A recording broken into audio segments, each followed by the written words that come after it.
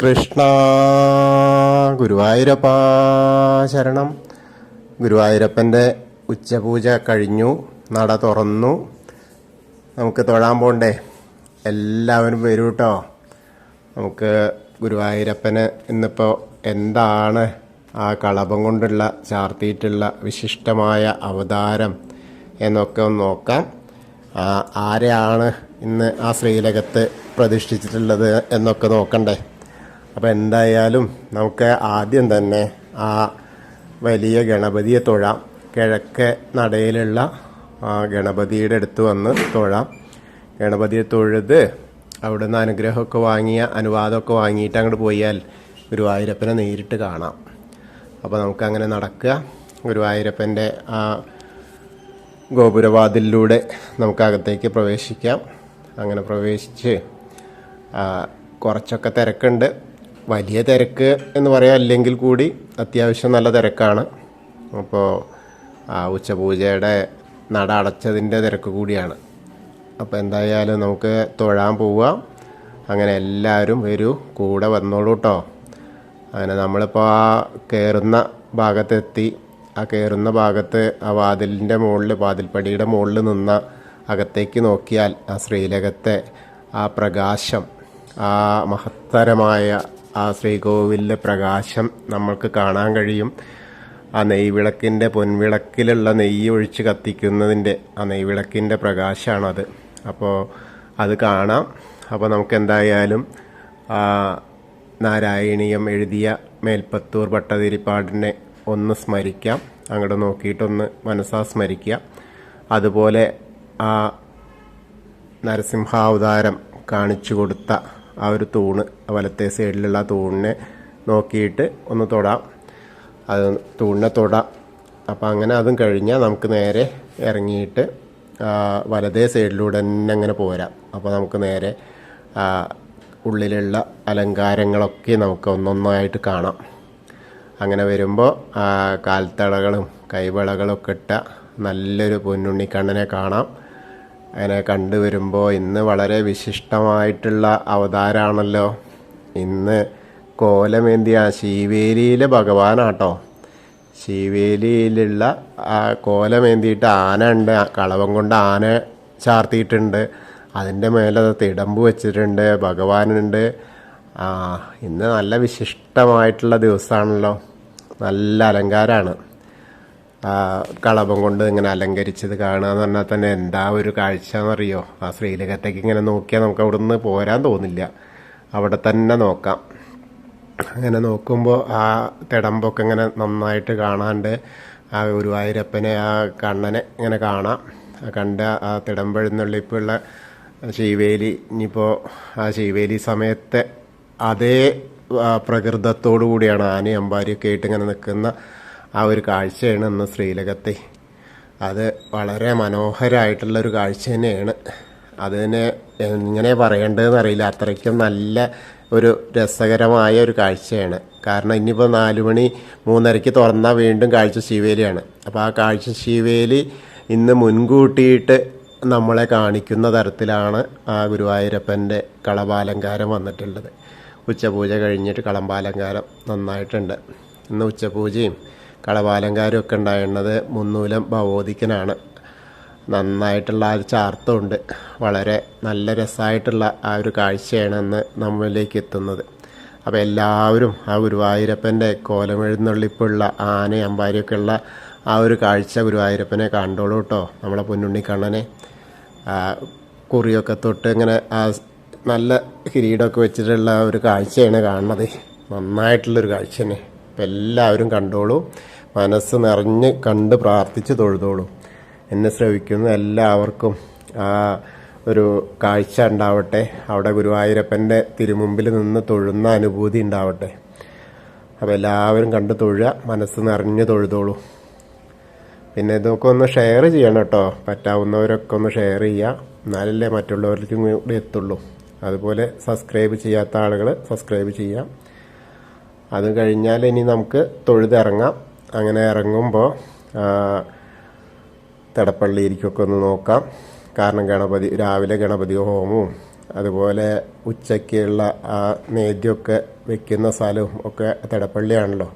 അപ്പോൾ അവിടെ നോക്കി തൊഴാം. അങ്ങനെ ഒന്ന് മനസ്സിലിങ്ങനെ വിചാരിച്ച് ആ അഗ്നികൂടിലൊക്കെ നോക്കി ഇങ്ങനെ വരുമ്പോൾ സപ്തമാതാക്കളെയൊക്കെ കണ്ട് തൊഴുത് വിഘ്നേശ്വരനെ കാണാൻ പോവാം. വിഘ്നേശ്വര ഭഗവാനെ കണ്ട് തൊഴാം. വിഘ്നേശ്വര ഭഗവാനൊന്ന് അധികം അലങ്കാരമൊന്നുമില്ല.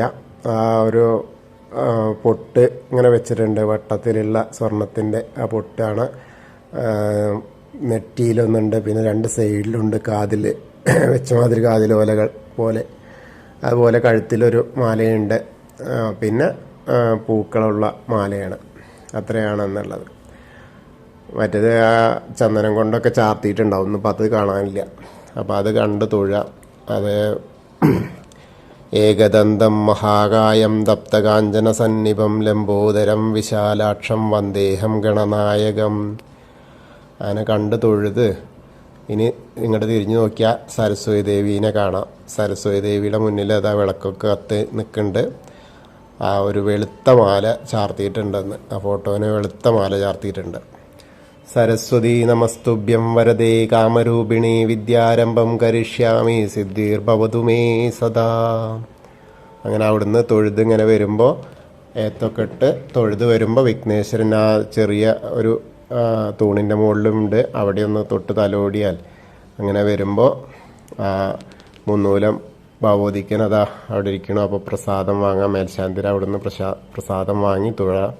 അർച്ചന പ്രസാദമൊക്കെ അവിടെ കിട്ടും. അപ്പോൾ അവിടുന്ന് കണ്ട് തൊഴുത് ഇനി നേരെ ശ്രീകോവിലിൻ്റെ പുറകുവശത്തായിട്ടൊന്ന് സാഷ്ടാംഗം നമസ്കരിക്കുക. എല്ലാ കാര്യങ്ങളും അവിടെ പറയാം. അപ്പോൾ അപ്പുറത്ത് പറഞ്ഞാലും ഇപ്പുറത്ത് പറഞ്ഞാലും ഒക്കെ ഗുരുവായൂരപ്പനും കേൾക്കും. സ്ത്രീകളെ ഒന്ന് മുട്ടുകുത്തിയിട്ട് പ്രാർത്ഥിച്ചാൽ മതി, സാഷ്ടാംഗം നമസ്കരിക്കേണ്ട.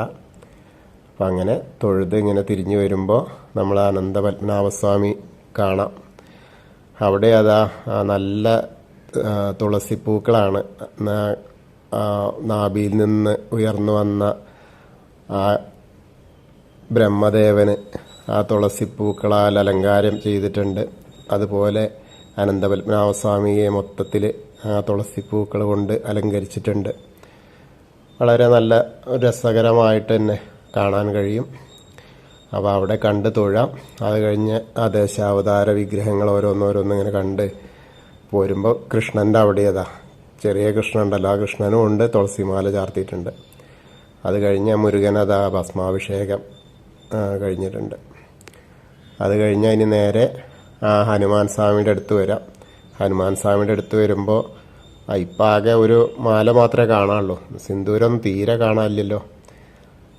അതാ ഒരാൾ വരുന്നുണ്ട്, സിന്ദൂരം ഒഴിക്കണു അഭിഷേകം. അപ്പം പിന്നെ സിന്ദൂരം എടുത്ത് തൊടാം. അത് നല്ലൊരു കാഴ്ചയായി. സിന്ദൂരം ഇല്ല എന്ന് വിചാരിച്ചിരിക്കുമ്പോൾ സിന്ദൂരം എത്തി. അപ്പോൾ സിന്ദൂരം തൊടാം. അങ്ങനെ ആ കോവിലിൻ്റെ അവിടെ വന്നിട്ട് ഒന്നുകൂടി പ്രാർത്ഥിക്കാം, ഓവിൻ്റെ അവിടെ. അത് കഴിഞ്ഞാൽ നമുക്കിനി താമരക്കണ്ണനെ, കൽപ്പകവൃക്ഷത്തിൻ്റെ ചുവട്ടിലിരിക്കുന്ന പരമ്പൊരുളായ ആ താമരക്കണ്ണനെ കണ്ടു തൊഴാം. കണ്ണനെ കണ്ടിട്ട് തൊഴുത് നേരെ ആ മണിക്കിണറൊക്കെ നോക്കാം. മണിക്കിണറൊക്കെ തുറന്നു വെച്ചിട്ടുണ്ട് ഒരു ഭാഗം.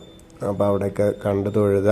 ഇനി നമ്മളെ കണ്ണൻ നൃത്തം ചെയ്യുന്ന നൃത്തറയിലേക്ക് നോക്കിയാൽ കാണാൻ കണ്ണൻ അവിടെ ഇങ്ങനെ നൃത്തം ചെയ്യണു. ആ കെടാവിളക്ക് ഇങ്ങനെ കാണുന്നു. അപ്പോൾ അവിടെ ഉണ്ട് എന്നുള്ള ആ സങ്കല്പത്തിൽ നമ്മൾ സ്മരിച്ചാൽ അവിടെ ഉണ്ട്. അങ്ങനെ പുറത്തേക്ക് കിടക്കാൻ നേരത്ത് ആ കുറൂരമ്മേനെയും ആ വസുദേവരെയൊക്കെ കണ്ടിങ്ങനെ തൊഴുതിങ്ങനെ പോരാം. വടക്കേ നടയിലൂടെ പുറത്തേക്ക് വന്ന ആ പ്രസാദ കൗണ്ടറിൻ്റെ അവിടെ തീർത്ഥവും പ്രസാദമൊക്കെ കൊടുക്കണം. അതൊക്കെ വാങ്ങി തൊട്ട് കുടിച്ച് നേരെ ഇനി ആ അമ്മേനെ കാണാൻ പോവാം. ഭഗവതിയുടെ അവിടെ വന്ന വളരെ സന്തോഷമായിട്ട് കാണാമെന്ന് ആരുമില്ല, തിരക്കേ ഇല്ല. എടത്തിരികത്തുകാവിൽ അമ്മയെ കാണുക എന്ന് പറഞ്ഞാൽ അന്ന് നല്ല രസമായിട്ടാണ്. മുഖമൊക്കെ ഇങ്ങനെ കളഭം കൊണ്ട്, അതായത് ചന്ദനം കൊണ്ട് ഇങ്ങനെ അലങ്കരിച്ച് നല്ലൊരു പൊട്ടൊക്കെ തൊട്ട് ചുവന്ന പുടവയൊക്കെ എടുത്തിട്ടാണെന്ന് അമ്മ സർവാഭരണ വിഭൂഷിതയായിട്ടിങ്ങനെ ഭക്തരെ അനുഗ്രഹിക്കാനായിട്ടിരിക്കുക. അകത്ത് ഗുരുവായൂരപ്പൻ ഇന്ന് കോലമേന്തി ഇരിക്കുന്ന ഭഗവാനുമാണ്. പുറത്ത് എടത്തരികത്തുകാവിൽ അമ്മ സർവാഭരണ വിഭൂഷിതയായിട്ടിരിക്കുകയാണ്. അപ്പോൾ നമ്മളെ ഭക്തരെ എല്ലാവരും അനുഗ്രഹിക്കാനായിട്ടുള്ള ഇരുത്താണ്. അപ്പോൾ നമുക്ക് തൊഴാം. സർവമംഗളമാംഗല്യേ ശിവേ സർവാർത്ഥസാധികേ ശരണ്യേ ത്രയംബകേ ഗൗരി നാരായണി നമോസ്തുതേ. അങ്ങനെ അവിടുന്ന് തൊഴുതു വരുമ്പോൾ കുറച്ചും കൂടി ഇങ്ങോട്ട് പോന്ന ആ കോണിൽ വന്ന മമ്മിയൂരപ്പനെ നോക്കി തൊഴാം. നമശിവായ നമശിവായ നമശിവായ എന്ന് പറഞ്ഞ് പഞ്ചാക്ഷരി മന്ത്രം ജപിച്ച് ഇനി നേരെ അങ്ങോട്ട് പോരുമ്പോൾ ആ കൊടിമരം കാണാം. അപ്പോൾ അവിടുന്ന് ഒന്നുകൂടി നമുക്ക് ആ കോലം ഏന്തിയ ആ ഉണ്ണിക്കണ്ണനെ ഒന്നുകൂടി കാണണ്ടേ. ആ ശിവേലിയാണ്, ശിവേലി അകത്തും ശിവേലി.